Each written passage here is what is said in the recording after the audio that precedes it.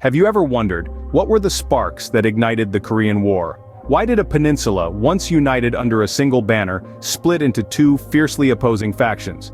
The answers lie in a tapestry of historical events, political maneuvers, and ideological clashes. Today, we delve into the intricate web of circumstances that led to the Korean War. In the early 20th century, Korea, then a single nation, fell under Japanese colonial rule following the Russo-Japanese War in 1905. Over the next 4 decades, the Korean people experienced harsh Japanese rule, their cultural identity suppressed and national pride trampled upon. But the tides of time were changing. As World War II reached its climax in the mid-1940s, Allied forces began to close in on the Japanese Empire. The Potsdam Declaration of 1945 signaled the end of Japanese colonial rule over Korea. However, the joy of liberation was short-lived, as the peninsula was quickly divided along the 38th parallel into 2 occupational zones. The north was taken over by the Soviet Union, and the south was controlled by the United States. This division was intended as a temporary measure, a means to disarm Japanese forces. But as the Cold War began to take shape, the temporary partition became a permanent divide.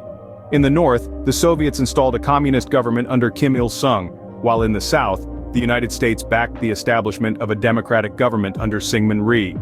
The ideological divide, symbolized by the 38th parallel, set the stage for a brewing conflict. The key causes of the Korean War can be summarized in 3 main points: political division, ideological differences, and international Cold War dynamics. Firstly, the political division of the Korean peninsula along the 38th parallel created a power vacuum. Both the North and South claimed to be the legitimate government of the entire peninsula, leading to heightened tensions. Secondly, the ideological differences between the North and South exacerbated these tensions.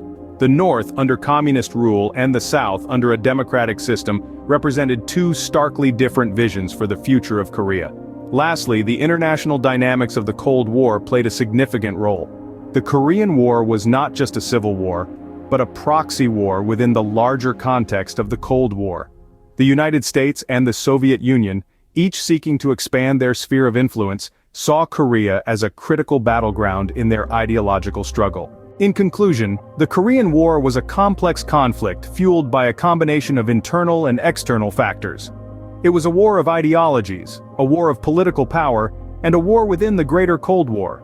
It serves as a stark reminder of the devastating consequences of political and ideological divisions, and the far-reaching impact of international power struggles.